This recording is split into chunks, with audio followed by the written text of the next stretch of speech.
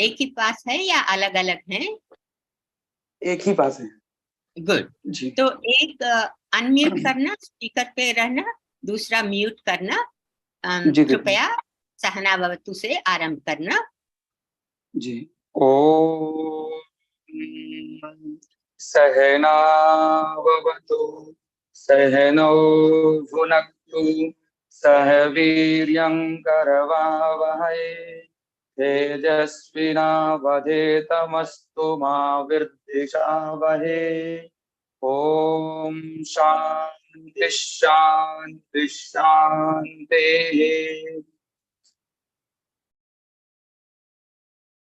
Jai Gurudev. Today we will be discussing 13, 14, 15 and 16 verses of chapter 3. But before we do that, I will recap what we have studied in the last session. And I would like to request our Vedic Pandits to recite verses 11 and 13. Ghanshyamji and Mukesh, 11 and 13, please.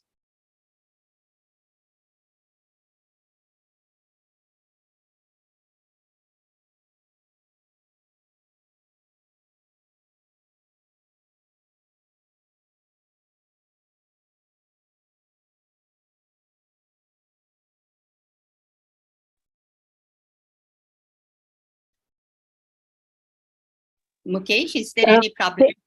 Unmute karna. The mala will be of 12 and 13. 11 and 12. Didi. 11 and 12. Right. Yes. 11 and 12 karna. 11 and 12. जी दीदी। ओम श्री परमात्मने नमः। देवान् भावयतानेन ते देवा भावयन्तु वः परस्परं भावयन्तः श्रेया परमवाप्स्यत। इष्टान् भोगान् वो देवा दास्यन्ते यज्ञभाविताः तैर्दत्ताना प्रदायैभ्यो यो भुक्तेस्तेन एव सः। ओम।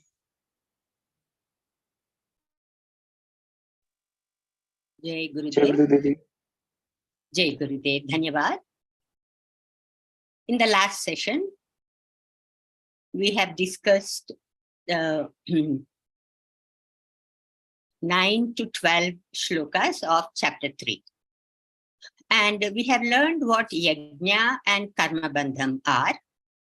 And I will briefly recapitulate these very important concepts, very important points in Gita. Yajna is action which helps evolution. Evolution means going from a lower state to a higher state. So this is on two levels. One is on a gross physical level, where we all have seen yajnas performed, where we sit in front of the Agni Kunda, fire, and then we pour ghee into the fire. We are offering gifts to the deity, and we perform these rituals, and our Pandits recite the Vedic mantras. So that is on the physical gross level. Transcendental meditation is also yajna on a subtle level, because we sit and we close eyes and we meditate. So when we meditate, our mind is settling down and going from gross thinking level to the subtle levels. And then this promotes evolution. We are finding more peace and happiness as we go to the subtler levels. And so this yajna, which is on gross physical level and on subtle level, this is two types of yajna on two different levels.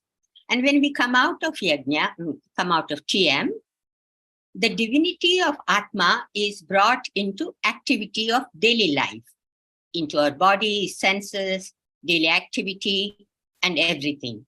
So it is like the effect of yajna that we did during transcendental meditation is continuing in activity also. So when we read in Shloka 9 that any action that is not performed as yajna is binding. What that means is that such actions, if you're not doing something that is yajna, these actions produce impressions on your nervous system and they become seeds for future actions. And so this is called as the binding influence of actions. That is because they're not meditating, they're not transcending and experiencing the inner divinity. But when we do karmas after doing meditation, they're not binding. That means the impressions are not produced, and if they are produced, they're very light, and then gradually they also go away. And then we also learned that Prajapati, creator, created men along with yajna, very kind of the creator, because then yajna can help man at every step of life and rise in higher states of consciousness. So that is the purpose of yajna, to help evolution. So when human beings were created, creator also created yajna. And then that shloka also explains that God is the source of all creation. And our link to God is through transcendental consciousness. We are experiencing that every day in our life, morning and evening. It is that silence of Atma that we experience in meditation when the mind settles down. That is the source of all prosperity, all precious things in life. This is an inexhaustible reservoir of energy, intelligence, and happiness. And this is called as Sat Chit Ananda in Sanskrita. These are the attributes of attributeless Atma. And when we tap into this source, when we get in touch with Atma, where there is infinite energy, intelligence, and happiness, our lives are enriched and we feel fulfilled. Because when you get in touch with this state of awareness, we bring back these qualities with us into our daily activity. Maharishi often said, seek the kingdom of heaven within, and all else will be added unto thee. So it falls into place. It is as simple as that. Moving on, we learn how our actions influence the whole universe, and that all the laws of nature react to every action of ours. So we have to be careful, because the effects are going far out into the universe. But good news is that by doing transcendental meditation, we engage in spontaneous right action, because our mantra meditation produces life-supporting influence in creation. When we transcend and we experience transcendental consciousness, this creates and maintains mutual harmony with higher powers in nature.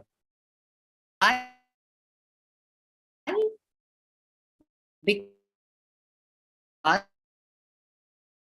the transcendent is the home of us, where all Vedic devatas reside. So who are these devatas? Devatas are laws of nature, like Agni, Vayu, Varuna, etc. So Agni's nature is to burn. So if one touches Agni, it burns, regardless of whether one touches knowingly or unknowingly, or You can say a child touches Agni, still Agni burns it. It is the law of Agni. It is the nature of Agni to burn. So when we respect laws of nature, they protect us. And that respect we give to the laws of nature, it is worship. Similarly, we respect Mother Earth, water, etc. and show our gratitude for giving us these absolute necessities of life. And all this is free. Mother Earth does not charge us anything, but look how much precious things she gives us. All precious gems and ratnas and, crops and food and flowers and everything, out of kindness to us. And when we show that gratefulness, that is worship. So these are all laws of nature. And when we violate these laws of nature, it results in suffering. And then we call it sin. Sin results in. So in the shloka, it is said that the word violating natural law is mentioned. So this is the meaning of violating natural law. And this is the topic of the verses we are going to discuss today. And so now we will begin with verse 13. And I would like to request Ghansham and Mukesh to please recite verse 13.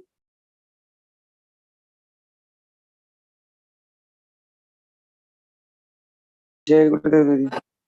Can we Jai. go with 13 and 14 together?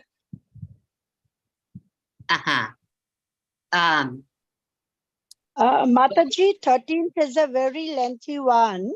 Yeah. So, Mataji, if Okay. you agree, then we can have 13 first, and then the main point, and then the 14th, Mataji. Okay, no problem. Okay.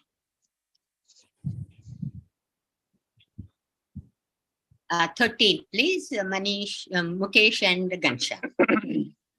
Om Yagyasishtashinah Shanto Muchyante Sharvakilvishaihi Bhunjate Te Tvagam Papa He Pachantyatmakaranat. Om. The righteous who eat the remains of the yajna are freed from all sins, but the unrighteous who prepare food for themselves alone, truly they eat sin. Remains of the yajna, that which is left over after the performance of the yajna has come to an end. Yajna is action which furthers evolution from the waking state of consciousness to transcendental consciousness, from transcendental consciousness to cosmic consciousness, and from cosmic consciousness to God consciousness. These are the different states which develop through different types of practices. Each practice in itself is a performance of yajna. Evolution finds ultimate fulfillment in God consciousness, and once this is gained, the goal of yajna has been attained. That is why the remains of yajna in its highest sense refers to the state of God consciousness. The state of cosmic consciousness, which forms the basis of God consciousness, may also be said to be the remains of a yajna. So may the state of transcendental consciousness, which forms the basis of cosmic consciousness, that which is left over after the performance of yajna, of transcendental meditation, is bliss consciousness. This is the remains of the first and fundamental yajna on the path to God consciousness and forms the basis of cosmic consciousness and God consciousness. He who partakes of it is righteous, says Shri Krishna Bhagavan, because in this state his life is transformed into a life without wrong, a life that is wholly righteous. It is in this state that through every thought, word, and action, he creates life-supporting influences for himself and for the whole creation, because he is established in the eternal being, the basis of all life in creation. Transcendental consciousness, being the remains of the fundamental yajna, transcendental meditation, is the most important of all the yajnas. The wise man, established in bliss consciousness, is free from any sinful attitude because of the inner contentment which he experiences in the state of absolute consciousness. In contrast, Shri Krishna Bhagavan describes those who concern themselves only with the affairs of their petty individuality and do not attempt to gain the unbounded status of the Absolute. Moved by the selfish thought, they forego the chance of higher evolution. Blinded by selfishness, their joys are only in the field of the senses. Shri Krishna Bhagavan says, they commit sin who do not work for their connection with the higher powers of nature or their own evolution. Here is a technique for rising above the influence of all sin. It is, as Shri Krishna Bhagavan puts it, to eat the remains of the yajna. This is a metaphor explaining the states of transcendental consciousness, cosmic consciousness, and God consciousness should be made use of in daily life so that actions may be free from sin.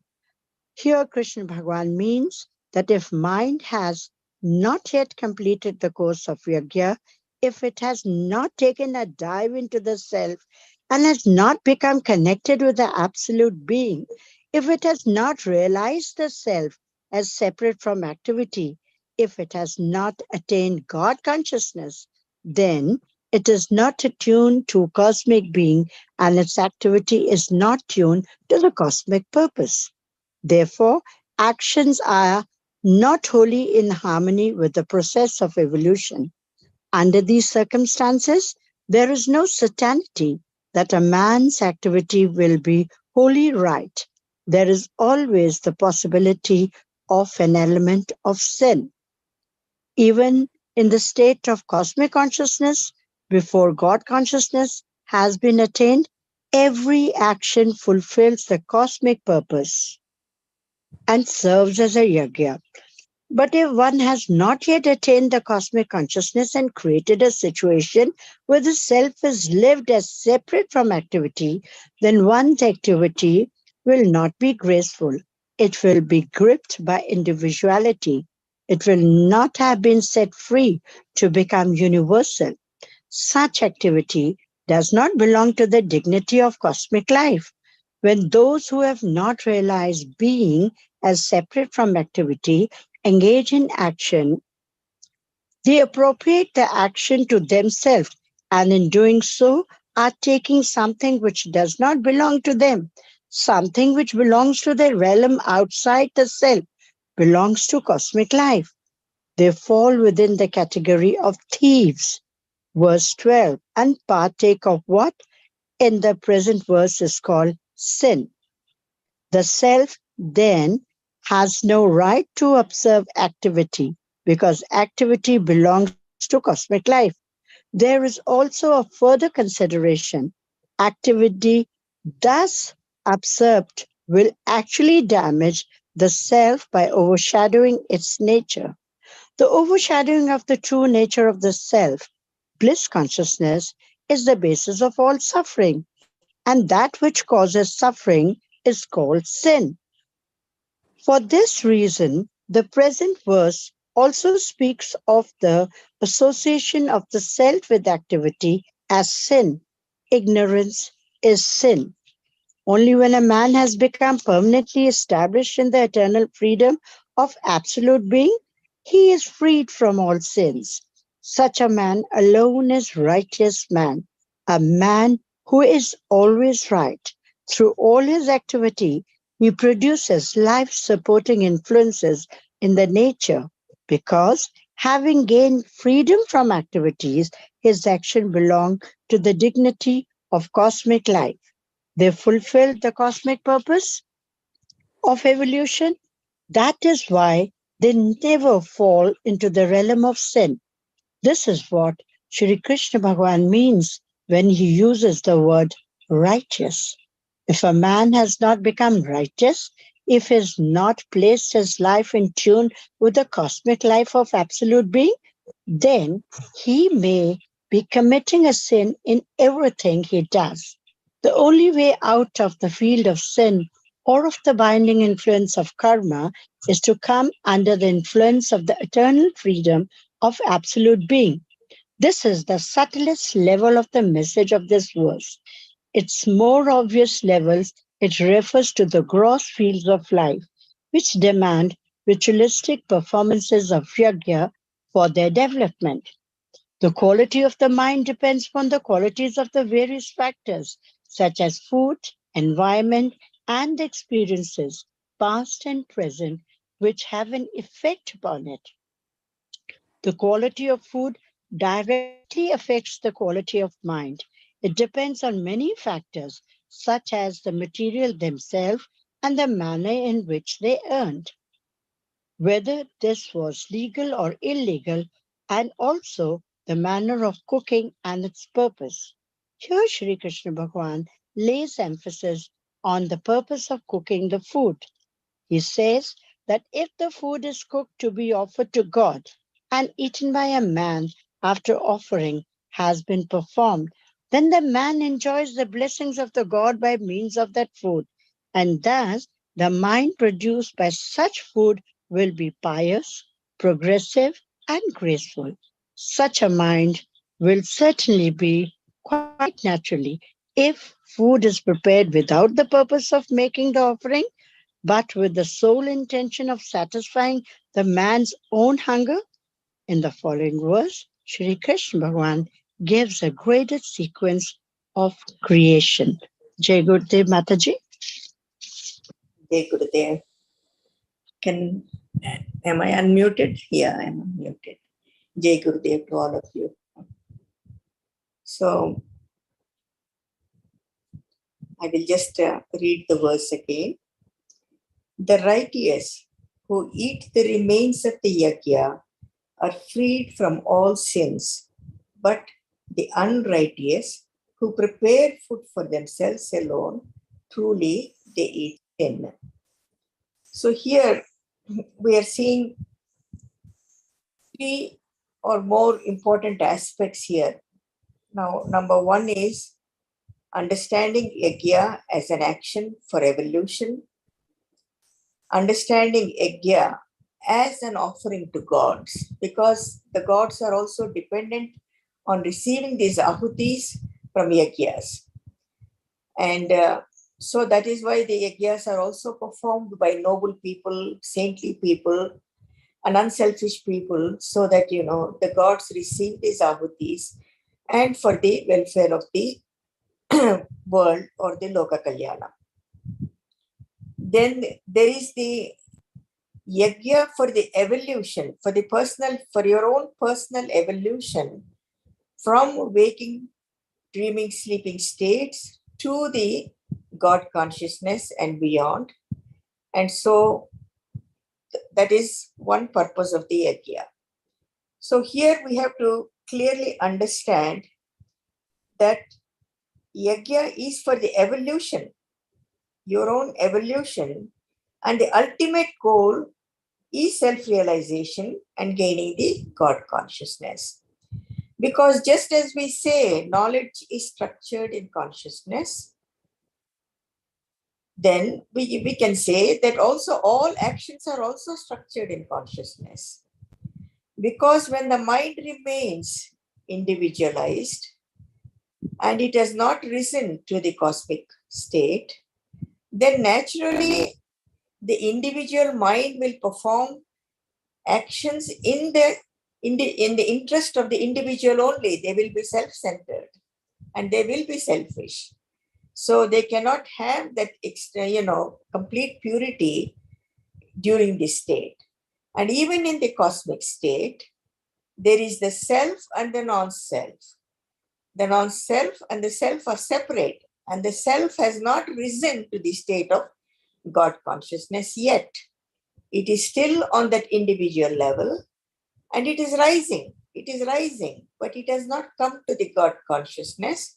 And so naturally, that element of selfishness and individuality remains. So the purpose of the yajna will not be complete and pure. And only in the God consciousness, when your self, your individual self, has returned to the God consciousness, then you are also divine. So naturally, every action you perform will become divine. Every action you perform will be your thoughts, your actions, and your speech. Everything will rise to that status.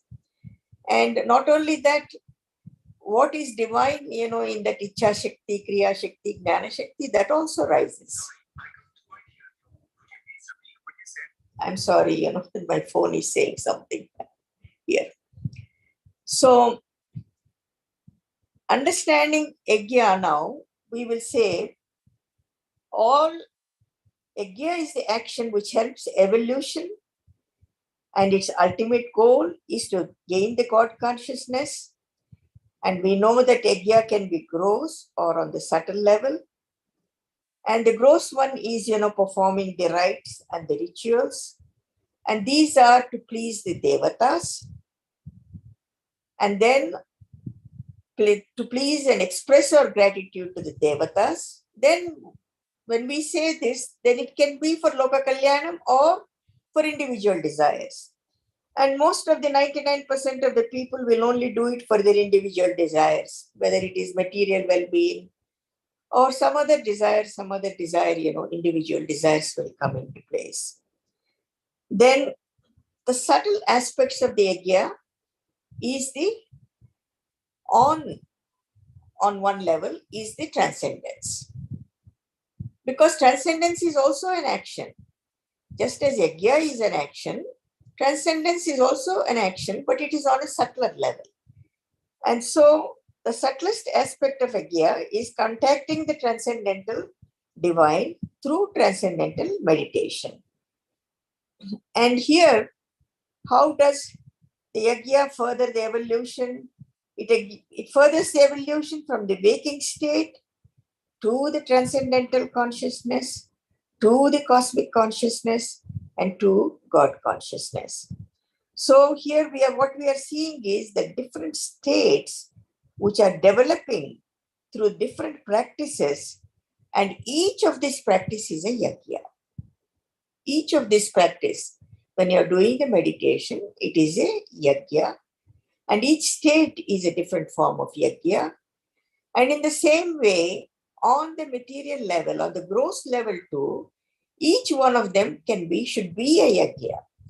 Just as Bhagavan Krishna is saying, prepare the food for God, offer the food for God, and eat it as divine is one form of yajna. Doing seva to Bhagavan in a temple is an act of yajna, unselfish yajna. Doing seva to Guru is another form of unselfish yajna. Doing seva to community or a country is also yajna. So if we develop this yajna spirit, now there is the yajna, performing the yajna on the gross level and on the subtle level. And then there is second thing is understanding the development of this yajna spirit.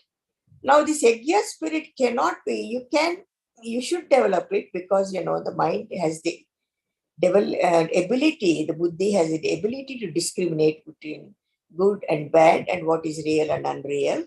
So you have some ability to say, this is a good yajna spirit. I am doing this, whatever I do for my family, for the society, for the Guru, for the country, I'm doing it with a yajna spirit. But this will not be pure and untainted until the rising consciousness comes. So one has to continue performing this yajna of transcendence, this art of transcendence, till you attain this perfection. Then one understands and realizes that this whole of this yajna is Brahma alone.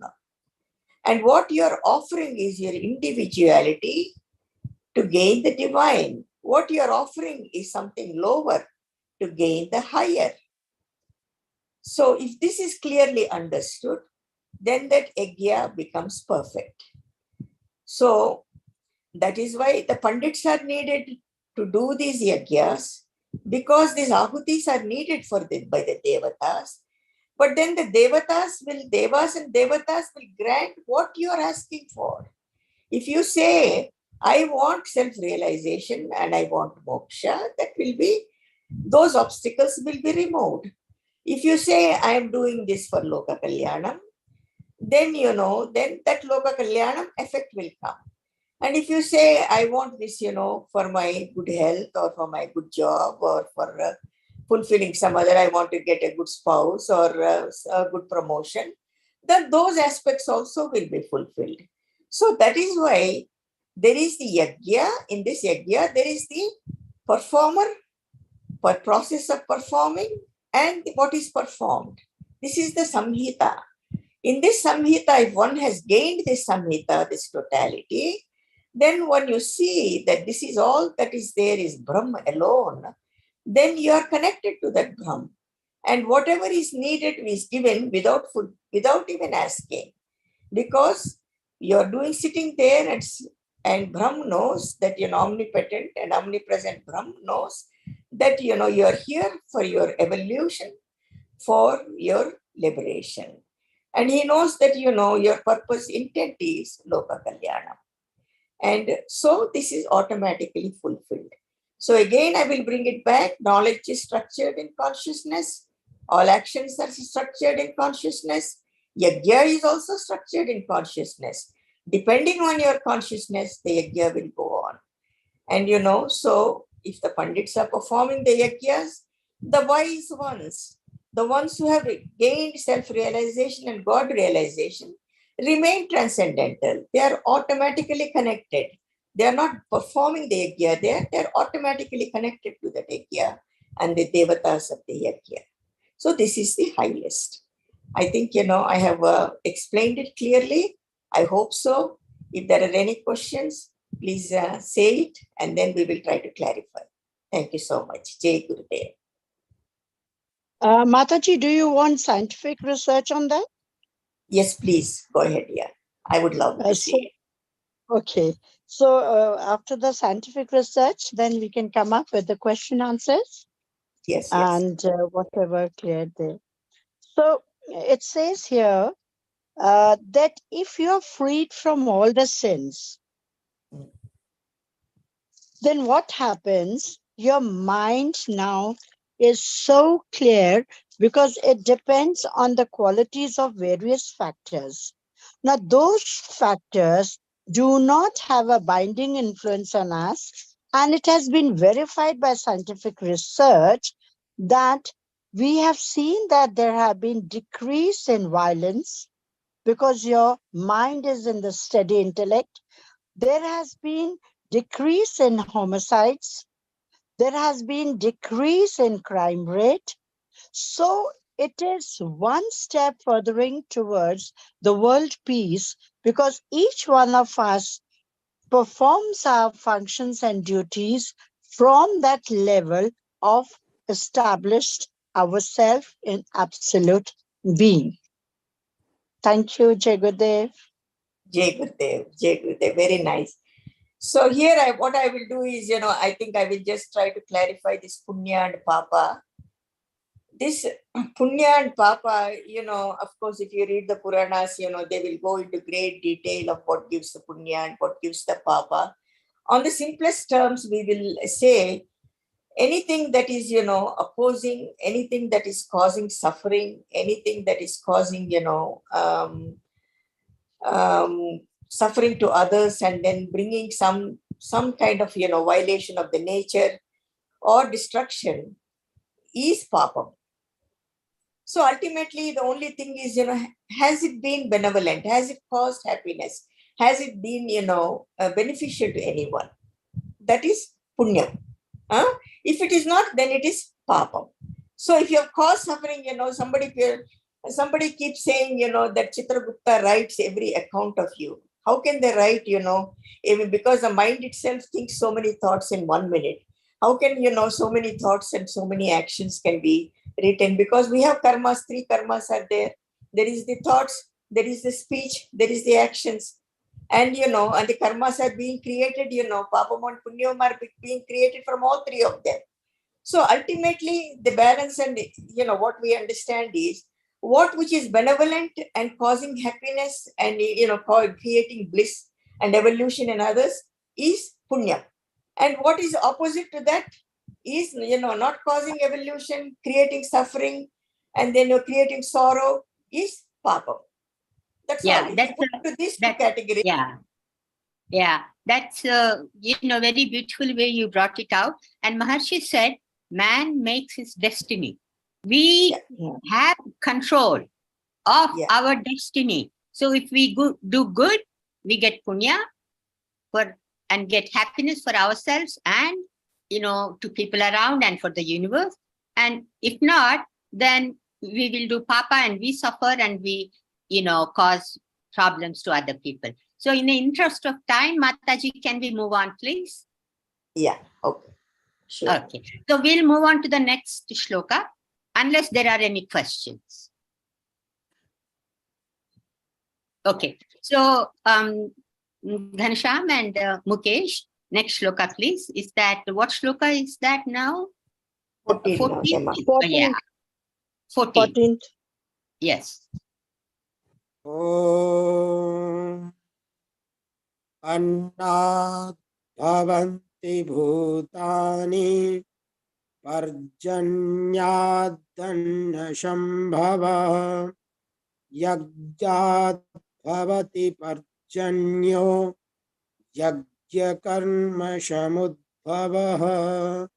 Om. Hema Bindu, kindly read the 14th verse, please. Yes, ma'am. Jai Gurudev. From food, creatures come into being. From rain is produced food. From yajna comes forth rain, and yajna is born of action. From food, creatures come into being. Sri Krishna Bhagavan says that individual life is born of food, implying that it has little to do with divine being, which is the self of all. It is born of food of nourishment that does not belong to the field of being. Ego, intellect, mind, senses, and body belong to the relative field of existence. Food, likewise, is born of rain, which again has little to do with divine being. Yajna has been considered in the previous verses as the process whereby the self comes to be experienced as separate from activity.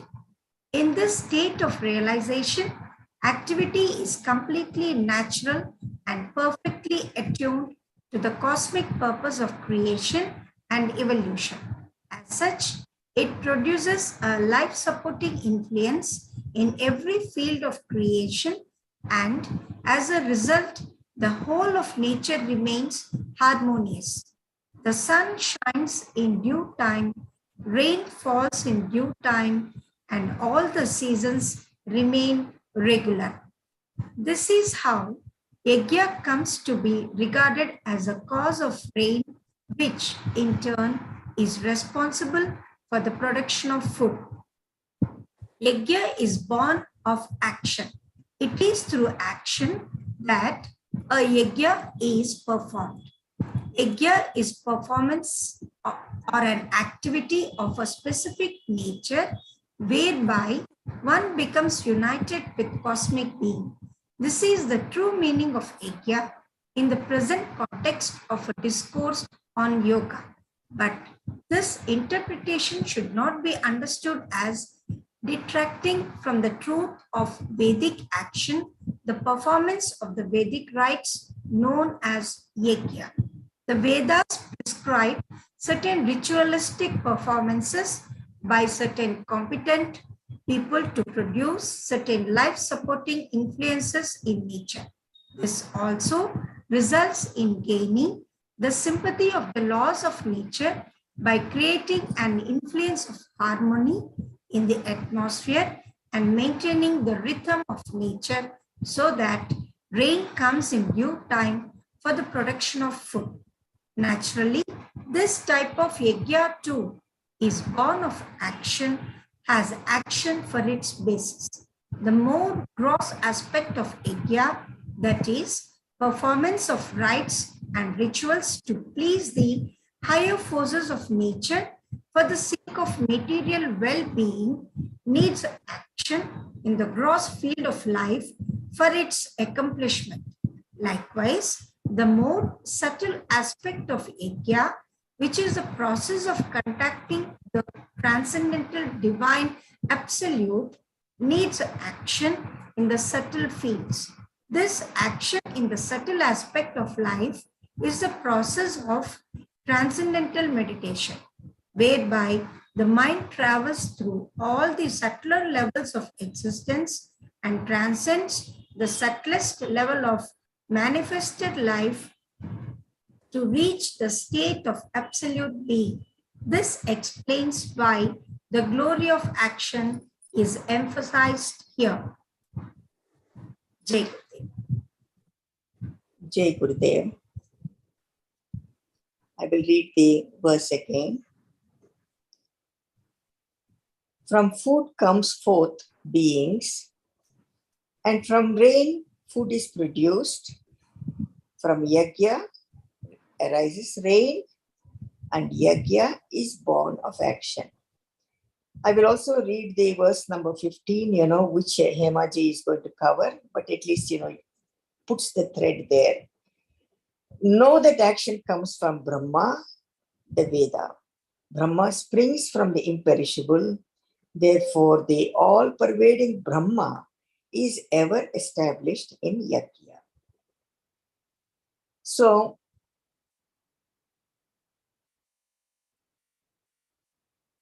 now in this whole context, as we have already said, yajnas done according to the Vedic scriptures are very much needed to fulfill the desires of the devatas itself. We offer the ahutis for them. And then, we nourish the devatas, we express our gratitude, we express our devotion, so that, there is orderliness in the nature. Orderliness in the nature means orderliness with everything, from creation to sustenance to, to dissolution and then evolution, further evolution. So in this whole cycle, there is orderliness. And on other levels, there is the orderliness with these cycles of, nature and the seasons and so on that is going on, where, the rains have to come in time, the crops have to come in time, and these have to be, everyone has to be nourished. The individuals or the creation has to be nourished. So these rituals, then when they are done by the saintly people or with pure hearts, enlightened beings, like Maharishi Ji he continues, as far as I know, even now, with all the Jyotirlingas and all the Shakti Pitams and all the Mahavishnu Kendras, places. He has these Pandits, performing these yajnas so as to express the gratitude and the devotion to these devatas and also for the Loka Kalyana. Okay? And then, so there are people like me also, I do 6 yajnas for Loka Kalyanam, and there are so many enlightened beings in India who continue doing these things, for Loka Kalyanam. And so to maintain this harmony, and also as a gratitude every day to say, you're keeping me alive, Bhagavan, and you're helping me, removing the obstacles in my life. And, so expressing that gratitude and giving me the liberation, giving me the Jivan Mukta. So that expression also, these yajnas are performed. So naturally, then what happens is, when the mind is individual, you have to think what is right, what is good and bad and all that. But when the mind rises to the God consciousness, cosmic consciousness and beyond, then the individual mind is not there. So the individual desires, when they are not there, individual mind is not there, then naturally only the thoughts that come are which are benevolent to the world.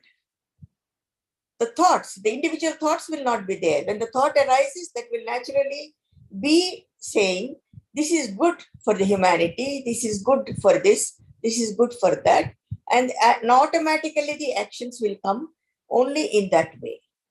So in order to evolve from the individual mind to the divine mind, then one has to perform this yajna of transcendence,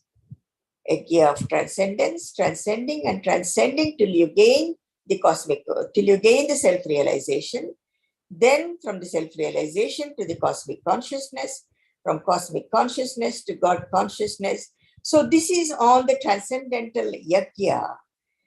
And this yajna, one who has accomplished this yajna, then becomes very conducive and benevolent to the ritualistic yajna. When he stands there, when he sits there, when he or she sits there, then one is in direct contact with that, all the Bhagavan and this process. And everything is happening very naturally and supporting this evolution and supporting the laws, all the laws of nature and this orderliness in a very krama. So all we have to do is to rise from this level of individuality to the divinity. That is our personal yajna. If you have something to gain, then you do the ritualistic yajna until you gain the perfection. So, and the purity. So even in this offering also, it is always like this. Whatever is, of my lower nature, I'm offering to you, Agni Deva. Whatever are my lower thoughts, I'm offering to you. Whatever are my lower actions, I'm offering to you. Even at this level of the individuality. If one can, understand this yajna as an offering from the lower nature to the higher, to ultimately to the divinity, then one naturally, it becomes a practice in life to do everything in a yajna spirit,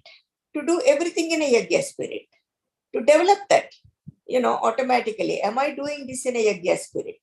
Just offering my goodness, offering my sacrificing nature, offering for something, somebody's evolution, somebody's happiness. And, then automatically as the consciousness is rising, then that shift comes automatically. You don't have to think even. The mind is changed. When the mind is not individualized, then it is not creating any sins. It is not creating any violations of nature. That becomes very spontaneous. So I think, I have said this. So when Bhagavan says, that yajna is born of action, and which in turn produces food, and from food different beings are born. And so yajna is performing, all these activities of this specific nature until one becomes united with cosmic being. And this is the true meaning of yajna. Then your yajna is fulfilled. Okay? Jai Gurudev. And Mataji, we have a very good scientific research on that. Because Okay, if please. all actions are born on yajna, all yajna is born of action, then what happens? Like you have said, that we move from individuality to divinity. Yeah. In that evolution, then we develop a greater ability to achieve more with less effort. Yes. There is increased productivity. There is greater organizational ability, greater decision-making ability, and you feel so light at heart and mind when there is decreased lethargy. And in such a thing, you become more confident, brave, because now yajna is born of your action, moving in the form of evolution to divinity. from individuality. Thank you, Jagadev. Thank you. So as we said, when one rises to the divine, then we say the Icha Shakti, the Kriya Shakti, and the Gnana Shakti rises to that level. And when that Right. rises to that level, naturally, all your thoughts and actions will be on that level. And so they will be aligned to the nature. They will be as powerful. More will be produced. More, the Sankalpa gets stronger. More of this Brahma Vidya comes into you. So, naturally, you're giving a lot of mighty power to whatever is being done. And, and more, you're able to not do just, one action, but you'll be able to do multiple actions at the same time, because everything is performing on that level, right? Right. So our goal is only to be that. That's a very nice correlation between what we studied in the shloka and proven by scientific research. It's very nice correlation. Yes. For those who don't believe, just reading scriptures, this helps a lot. Okay. Any questions? Otherwise, we'll move on.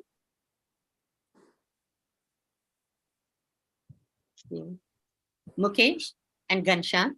Next shloka, please. 15.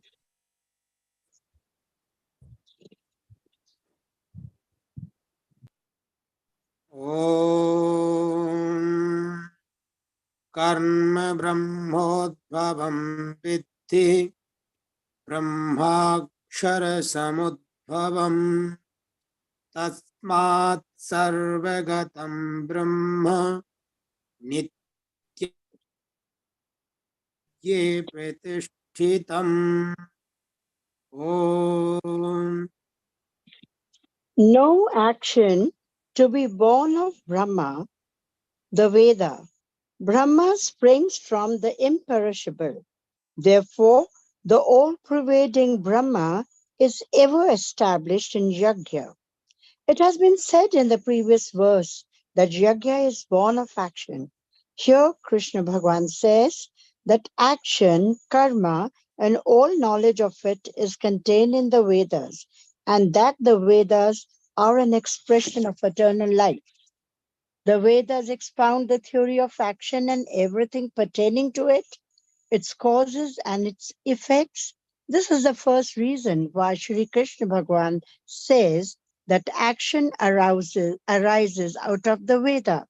The second is understood when we discover the origin of the Veda in an unmanifested transcendental divine being. The first manifestation of creation is the self-eliminant self-efflusions of life. This is a field of established intellect or the individual ego in its own established state. This self-eliminant effulgence of life is called the Veda. The second step in the process of manifestation is the rise of what we call vibration, which brings out the attributes of Prakriti or nature, the three gunas. This point marks the beginning of the functioning of the ego. Here experience begins in a very subtle form. The trinity of the experiencer, experienced, and the process of experience comes into existence. This is the beginning of action in the process of creation. Just before the beginning of action, just before the beginning of the subtlest vibration, in that self-eliminant state of existence lies the source of creation, the storehouse of limitless energy. This source of creation is the Veda, the field of almost absolute intelligence which underlies and pervades all activity responsible for the creation and evolution of life. This, being the source of all creation, is said to be Brahma, the creator. Brahma or the Veda is naturally the source of all activity. That is why the verse says, no action to be born of Brahma. Yajna is that which helps evolution. It is a way to all accomplishment in life, extending the meaning of Yajna to the fields of common life, it could be said that any action that helps evolution can be called yajna. Thus, we find that every yajna is permeated with and gives rise to some degree of divine consciousness. In its higher aspect, yajna is the way of cosmic consciousness and ultimately to the fulfillment of life and God consciousness. In its lower, it is performance of rites and rituals to win the favor of gods. This is the complete conception of yajna. Certainly, the divine is omnipresent and is therefore present in the latent form, even in those things which are opposed to evolution. But Sri Krishna Bhagavan says here that divine consciousness, the Brahma, is present in yajna. He does not say that divine consciousness is present in actions other than yajna. Every orange is meant to contain juice, but a shriveled orange does not yield any. So it is said the juice is present in a fresh orange. Even a shriveled orange has juice, but because this cannot be extracted, such an orange is not considered when juice is wanted. Likewise, divine consciousness can be developed through those type of actions which help evolution. It cannot be developed through sinful or impious actions which tend to make the mind coarse and lead to inertia. This robs the mind of its ability to transcend relativity and attain divine consciousness. That is why Sri Krishna Bhagavan says that actions which fall into the category of yajna carry divine consciousness in them. Jai Gurudev. Hemaji. Jai- Yeah, yeah. Jai Gurudev. Mataji explained in the previous verse that yajna is born of karma, that is action. And in this verse, Sri Krishna Bhagavan is saying that karma and all knowledge of it is contained in Vedas. And that Vedas are expression of eternal life. So now let's try to understand what this means. This is a very interesting topic, and this gives us the knowledge of mechanics of creation, how creation came about. The first manifestation of creation is self-illuminant effulgence of light. That light, prakasha, it's called.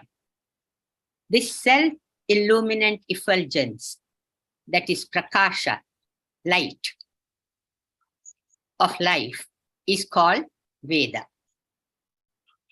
That is the first manifestation. The second step in creation is rise of vibration, which brings out Prakriti, that is nature. That is, Prakriti is made of three gunas, Sattva, Rajas, Tamas. And we studied about this in second chapter extensively. And here, the experience begins in a very subtle form, very, very subtle form. And here we have the trinity of experiencer, the experienced, and the process of experiencing. So these three, they come into existence. Mataji explained about that also a little bit in when she explained the other two verses. So this is the beginning of action in the process of creation. First, there is unmanifest, there is no action. And from that, the first sprouting of action comes. So just before the beginning of action and before the subtlest vibration is the source of creation, the source of limitless energy. This source of creation is Veda. This is Chaturmukha Brahma, the creator, the Prajapati. Brahma is the one who creates. So Brahma, or another name is Veda, is source of all activity. That is why the shloka says that no action to be born of Brahma. So here I would like to make a point, and we have to differentiate between Brahman and what is Brahma. Sometimes in Upanishads and in Vedanta, the word Brahman is used for Paramatma. Paramatma is all-pervading. And that is Brahman, which is the underlying basis of everything in creation, in this entire creation. So that is Brahman. But here in this verse, what is being explained is Brahma. That is Chaturmukha Brahma. The Chaturmukha, the four faces of Brahma, are four Vedas: Rig Veda, Yajurveda, Samaveda, and Atharva Veda. And this Brahma is one of the Trinity we know of. We all know Vishnu, Brahma, Mahesh. We know them. So this Brahma that is explained in this shloka is Chaturmukha Brahma. So this Chaturmukha Brahma is one level next to Brahman. So Brahman is on the top. And then one level down is Chaturmukha Brahma, who is Veda, who is knowledge, and who is the basis of action. That's where action begins. One step beyond that, it is silent, it is unmanifest, Brahman. Okay, so this point is, important to know that Brahman and Brahma are different. So, and then moving on in this shloka, the point that yajna is that which promotes evolution is brought up again and again, because it's a very important point. It gives rise to some degree of divine consciousness. It takes us from waking state to cosmic consciousness and then to God consciousness. So yajna plays a very important role in our evolution. So now the question comes up. When we say that divinity of Paramatma is all-pervading, is this divinity not present in all actions then? Because Paramatma is everywhere, we are saying all-pervading. Yajna or no yajna, the divinity should be there. So that somebody can ask that question. So here, Sri Krishna Bhagavan is saying that divine consciousness, Brahma, is present in yajna, and that it is not present in actions other than yajna. That's what the shloka, the Sanskrit shloka says. So how do we understand that? And Maharishi gave an example of orange that makes it easy for us to understand. And that is, it is said in the commentary, every orange is meant to have some juice in it. But a dried up orange doesn't give us any juice. Similarly, divine consciousness can be developed through these types of actions which help evolution. And this divinity cannot be developed, divine consciousness cannot be developed by sinful acts or impious acts. So that's what it means. That's why the importance of yajna comes, to promote evolution and to promote divinity in our life. So I assigned this to Madhavi for scientific research, but she's not there. Anitaji, would you mind doing scientific research for this also? Yeah. No problem, Himaji. I'll do it. Okay. All right. Now that we know that action is to be born of Brahma, so therefore all pervading Brahma is established in yajna. So when you are established in yajna, then there has to be increased intelligence, and this has been verified by the scientific research that there is a holistic improvement in intellectual performance. And when there is intellectual performance improvement, then what do we see? We see broader comprehension, greater ability to focus attention. We have improved comprehension and improved concentration, and we have improved wakefulness and mental clarity. And this all takes place because now we know that action is born of Brahma, which is all pervading and established in our yajna. Thank you, Jai Gurudev. Thank you, Anitaji. Any questions on this? It's very interesting to know the mechanics of creation, isn't it?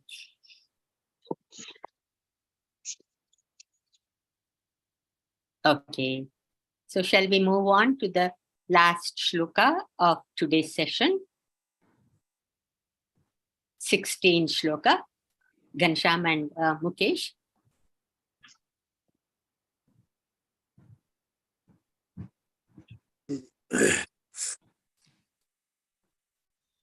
ॐ एवं प्रवर्तितं चक्रं नानुवर्त्ययतीह या अघायुरिन्द्रिया रामो मोघं पार्थ स जीवति ॐ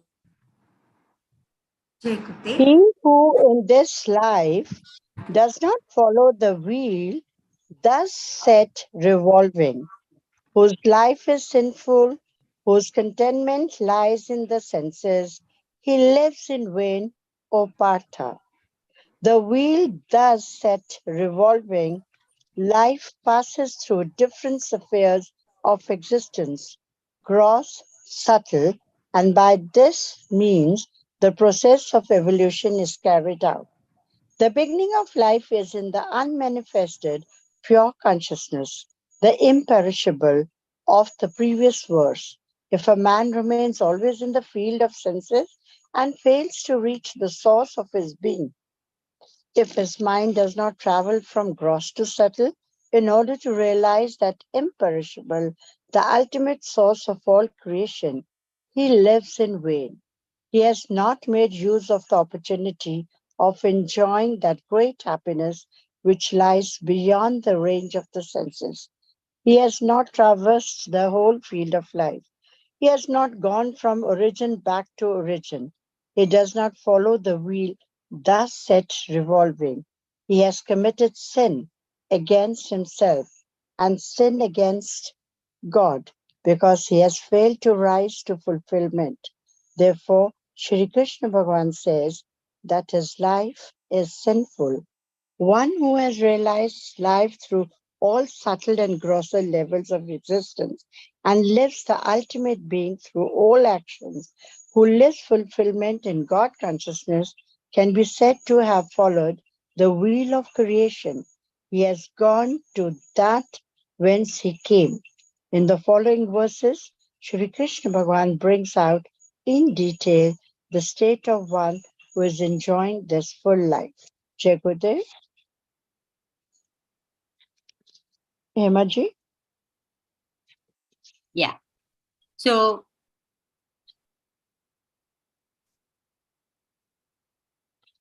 what this verse is telling us is that if a man remains always in the field of senses and fails to reach the source of his being, his inner self, inner Atma, he lives in vain.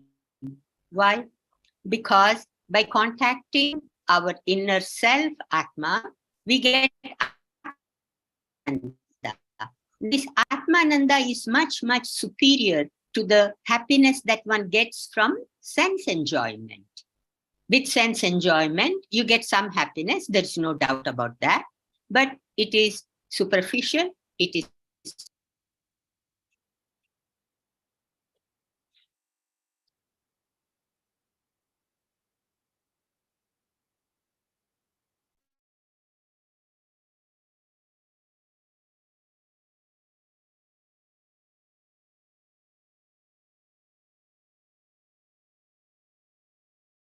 Hemaji, we can't hear you. You're not audible. Oh, all this time I was not audible? No, you were. Now you're fine. Only for a little second. Oh, okay. Yeah, something happened on computer. Something jumped up, I'm glad you pointed that to me. Okay. So when we don't contact our inner self, Atma, we don't have Atmananda. And that means you're always on the outside activity, outside worldly activity with sense enjoyment. So that is why it is said that one lives in vain. And also the shloka says that if a man does not follow the wheel of process of evolution, and what is the process of evolution? It is rest and activity. Rest and activity. Rest means rest of meditation, restful alertness, remember? So that rest we get and then come out into activity. Go to the bank, then go to the market. And when we go through these different spheres of gross and subtle existence, then we are able to accomplish more in life. But if one is not following this cycle of rest and activity, one's life is wasted. And Gurudev said, life and time are very, very precious. He said, do not sell a diamond for the price of spinach. So we have to value this life as human being and the the time we have to pursue our goal, and that is, as individuals, we rise to higher states of consciousness to be united in God consciousness. And by following these, cycles of rest and activity, go inward, get rest, and come out into activity, and we are gaining all the benefits. We are improving in all different phases of our life, physical, mental, and spiritual life. We are becoming better people. And so we are improving our personality. And so there is a beautiful saying which says, what you are is God's gift to you, and what you make of yourself is your gift to God. Isn't that a beautiful thing to do? And just with TM, we can accomplish all this. So I'll stop here. Any questions? Hemaji, the scientific research also on rest and activity says that when we go through that process during TM and meditation, then what happens? We have then developed a greater ability to achieve more with less effort, as Maharishi puts it in one of his creative intelligence education. And then we are more oriented, we are more productive, we have more organizational ability because we have moved from that level of rest and activity. And then we are able to come out at a grosser level, make better decisions, and we work with greater energy than it is required. Thank you, Jai Gurudev. Yeah, we become better people. Yep. That is the summary of the whole thing. Any questions?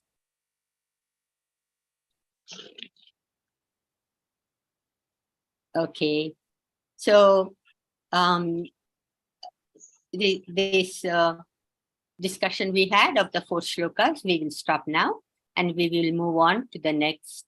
We have 15 more minutes, but I would like to make an announcement, and that is from next week onwards, next Friday, we will continue to have discussion, and we'll continue with 3rd chapter, 17th verse. We try to do 4 shlokas every week, and we have been quite successful in doing that.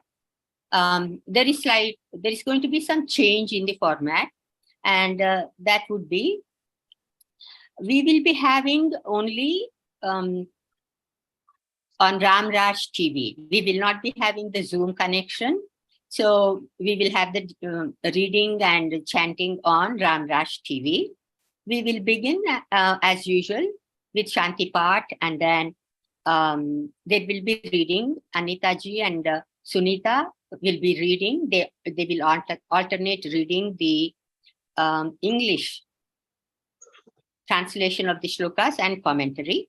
Our Vedic Pandits will recite the Sanskrit shlokas, and Anita ji will also read Hindi translation of the shloka, only shloka translation, not commentary. And then we will have a group meditation as usual, and then end by the recitation of the third chapter. Bhuvneshji and I will not be there, and I will be posting we are beginning this actually. I'll be posting frequently asked questions about Bhagavad Gita, and that will be available on maharshiji.net, the Maharishi Media channel we have, and that will be connected to Ramraj TV. And then I'll be posting main points of each chapter so that it is there and everybody can access that.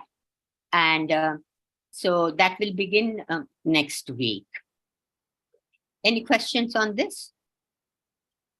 Hemaji, the Hindi translation of the shloka will be available to me? Yeah. Okay. Thank you. Yeah. I was not going to say that you should, spontaneously translate English. Yeah. I have the author's name that you can translate, and that is pretty good. And I will go through that ahead of time. And if there is any correction, I will make it, because sometimes if they miss any point that Maharishi made it very clear to us about transcending and yajna and things like that, I will alert you ahead of time. Okay. So I will be talking to you about it. So Okay. How do we connect Hemaji to the Ramraj TV without Zoom? I didn't get that one. yeah, I will. Yeah, I will talk with Sachin, and I will let you all know. I will post it in the Pataka WhatsApp group. Okay. So now we will do a few minutes group meditation and then Vedic chanting of third chapter. So let's all sit comfortably and meditate for a few minutes.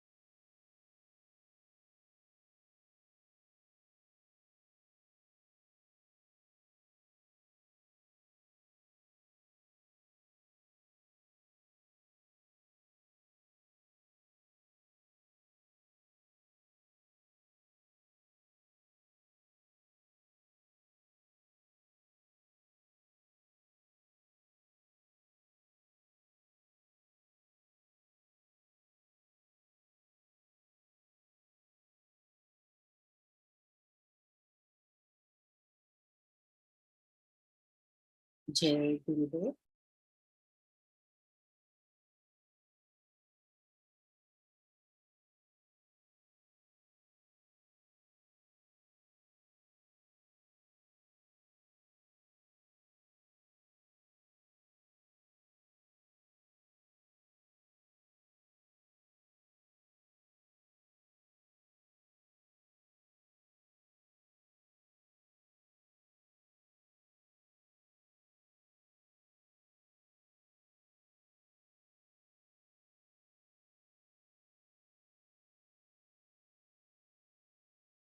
Jai Gurudev. I have one more announcement to make, and that is we are beginning discussion of chapter 7 starting tomorrow, Saturday, 15th of July. And if anybody is interested in joining, let me know. Send a text to me and I'll send you the registration link. There is no fee as usual, but the link to join the discussion will be sent to only those who register. So if you are interested in joining chapter 7 discussion, send me a text and I'll send you the registration link. So now we will have our Pandits recite chapters 3, Mukesh and Ghanshyam, 1 to 16 verses, and then the last verse of 3rd chapter. Mukesh? जी दीदी, जय गुरुदेव। जय गुरुदेव। 1 से 16, फिर आखिरी श्लोक। जी दीदी। ओम पार्थाया प्रतिबोधितां भगवता नारायणेन स्वयं व्यासेनाग्रथितां पुराणमुनिना मध्ये महाभारतम् अद्वैतामृतवर्षिणीं भगवतीम् अष्टादशाध्यायिनीम् अम्बा त्वामनुशं ददामि भगवद् गीते भवद्वेषिणीम् यं ब्रह्मा वरुणेन्द्र रुद्रमरुतः स्तुन्वन्तु देव्यः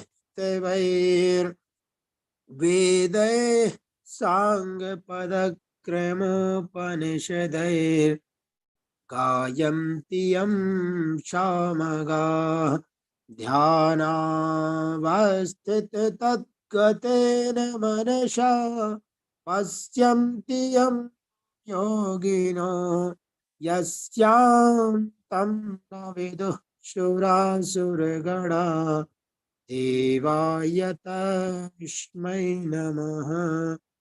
ओम श्री परमात्मने नमः। अथ तृतीयोऽध्यायः। अर्जुन उवाच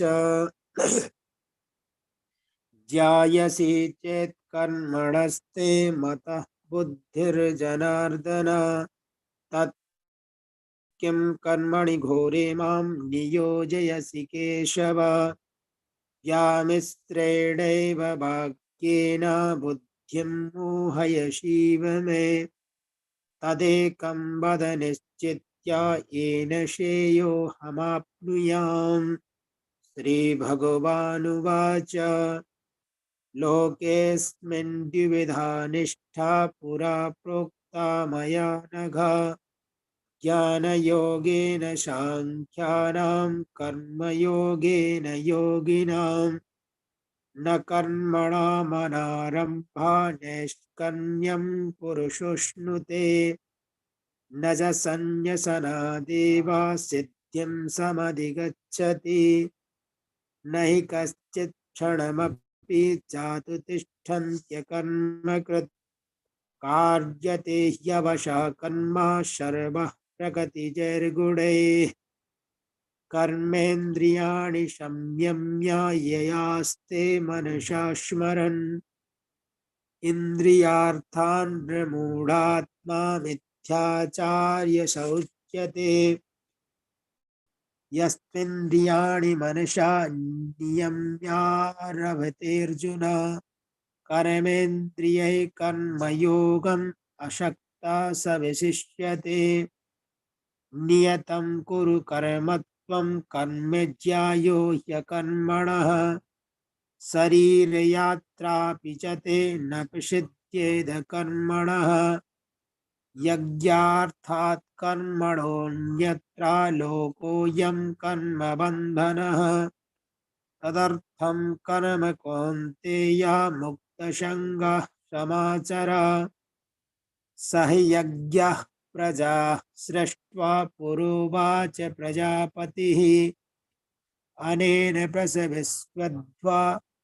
विश्वध्वम् एष भूत्विष्टकामधुक् देवान् भावयतानेन ते देवा भावयन्तु वः परस्परं भावयन्ता श्रेया परमवाप्स्यथ इष्टान् भोगान् निबो देवा दास्यन्ते यज्ञभाविताः तैर्दत्तान् प्रदायेभ्यो यो भुक्तेस्तेन एव श यज्ञशिष्टासिनः सन्तो मुच्यन्ते सर्वकिल्बिषैः भुञ्जते ते त्वघं पापा ये पचन्त्यात्मकारणात् अन्नात् भवन्ति भूतानि पर्जन्याद्दन्नसम्भवः यज्ञात् भवति पर्जन्यो यज्ञकर्मसमुद्भवः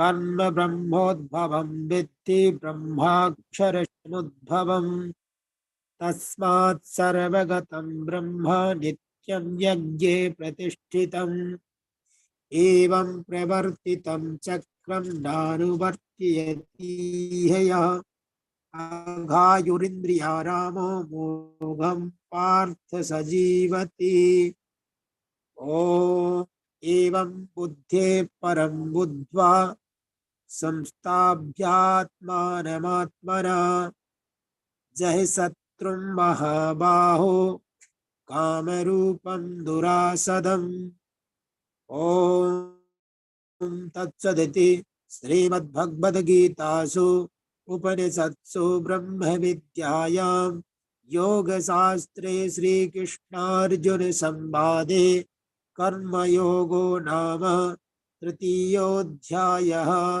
ॐ श्रीकृष्णार्पणमस्तु। जय गुरुदेव।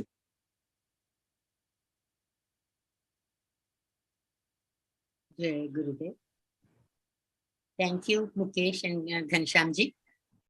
Thank you, Anita ji and Himabindu for reading. And thank you, Mata ji. I think she left. Let's all come on videos, unmute your audios and come on videos, and let's all say Jai Gurudev together to Maharishi for giving us this beautiful knowledge. Jai Gurudev. Thank you, Bindu, for reading and for joining. Sunita, thank you for displaying. जय गुरुदेव दीदी। Yeah, Jai Gurudev. Manish.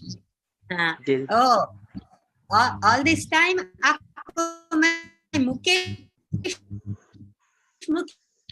बोल रही थी, आप मनीष है नहीं?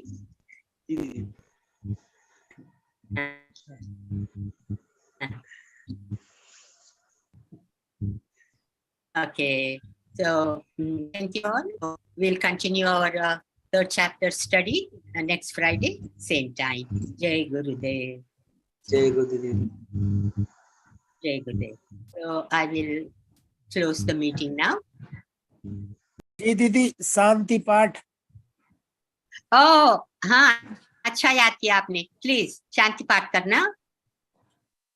हरिः ओम आद्यो शान्तिरन्तरिक्षगं शान्तिः पृथिवी शान्तिरापः शान्तिरोषधयः शान्तिः वनस्पतयः शान्तिर्विश्वे देवाः शान्तिर्ब्रह्म शान्तिः सर्वगं शान्तिः शान्तिरेव शान्तिः सामा शान्तिरेधि यतो यतः समीहसे ततो न अभयं कुरु सन्नः कुरु प्रजाभ्यो भयं नः पशुभ्यः ॐ शान्ति शान्ति शान्तिः जय गुरुदेव Jai Gurudev. Sunita, I cannot end the meeting. Can you end the meeting, please? Because you are the co-host. Okay. Yes, ma'am. I'll do it.